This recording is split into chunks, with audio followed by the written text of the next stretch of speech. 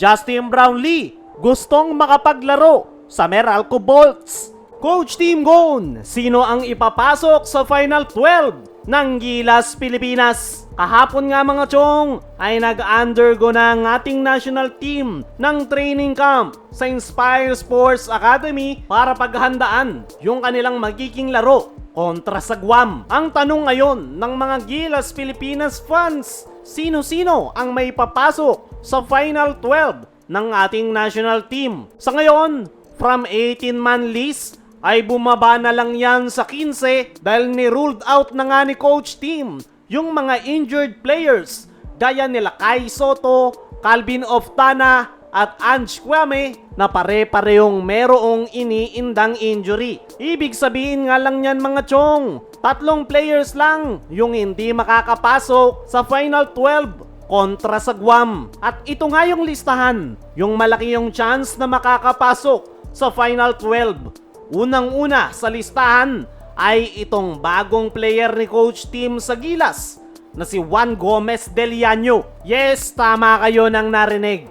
Malaki yung chance na makakapasok sa Final 12 itong si Juan Gomez Deliano dahil sa mga nakalipas na interview ni Coach Team ay very impressed ito sa kanyang nakikita kay Juan Gomez Deliano. Nabanggit pa nga ni Coach Team na isang solid point guard si Juan at yan nga yung kulang sa Gilas Pilipinas. Para sa akin mga chong, magandang addition itong si Juan Gomez Deliano dahil napakahusay nga nito na gwardya. Nakita nga natin yan sa PBA at mismong si Coach Team Cone ang nakaramdam niyan noong makalaban nila ang Converge. Sunod ay yung mga obvious na makakapasok sa Final 12 gaya ni Scottie Thompson, Dwight Ramos at Chris Newsome. Pagtapos ng guard, syempre, dito naman tayo sa wings. Unahin natin yung mga obvious na makakapasok dyan.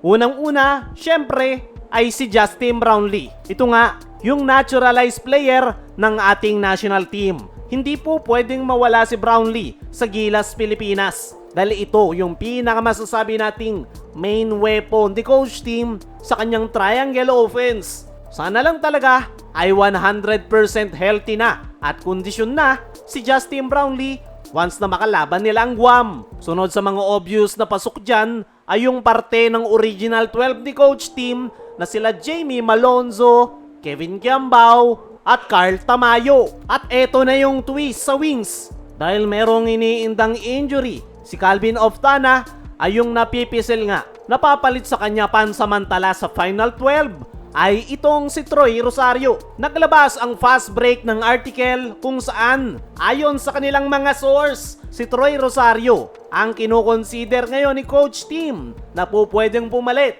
kay Calvin Oftana. Knowing Coach Team, mas gusto nito yung player na mas alam yung kanyang sistemang ginagamit na triangle offense. Kaya hindi na ako nagulat na si Troy Rosario yung kinoconsider ni Coach Team na papalit pansamantala sa iniwanang pwesto ni Calvin Oftana sa Gilas Pilipinas. Tapos ng wings, syempre, dito naman tayo sa ating mga big man. Unahin natin yung obvious na bigs na makakapasok sa Final 12 gaya nila Junmar Fajardo at AJ Edu. Pero yung pinakabagong addition sa frontcourt position ng Gilas ay itong batang big man na si Quentin Melora Brown. Si Japet nga yung papalitan ni QMB sa Final 12 ng Gilas Pilipinas. Alam naman natin, gusto na talagang mag-retire ni Japet sa ating national team. Pero dahil kulang sa bigs ang Gilas nitong mga nakaraan, ay no choice si Japet. Pero ngayong nandyan na si QMB,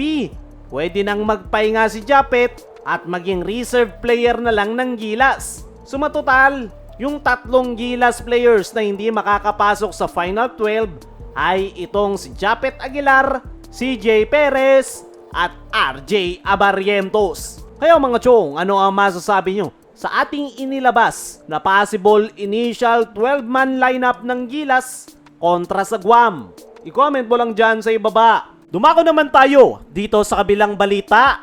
Justin Brownlee gustong makapaglaro sa Meralco Bolts. Maraming ang umasang mga fans na magkakasama si Justin Brownlee at Rondae Hollis Jefferson sa iisang kupunan. Pero as of now, hindi pa yan nangyayari dahil hindi nga nakadalo si Brownlee sa practice ng Meralco at nakafocus ito sa ating national team na Gilas Pilipinas. Pero kung si Justin Brownlee nga ang tatanungin, gusto na itong maglaro para sa Meralco Bolts. Sa ngayon, hindi pa nga raw siya sigurado kung makapaglalaro siya sa nasabing kupunan. Pero sana nga lang daw ay makapaglaro siya sa Meralco, depende nga raw sa magiging schedule. Pero nitong mga nakaraan ay nakita si Brownlee na kinausap na ang Meralco management.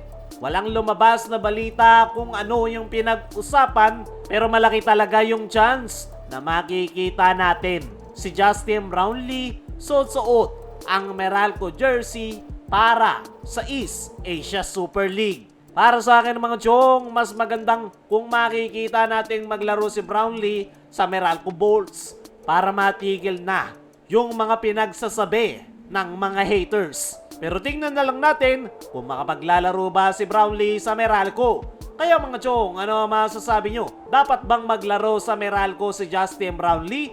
Ano rin yung masasabi nyo sa possible na Final 12 ng Gilas Pilipinas? I-comment mo lang dyan sa ibaba.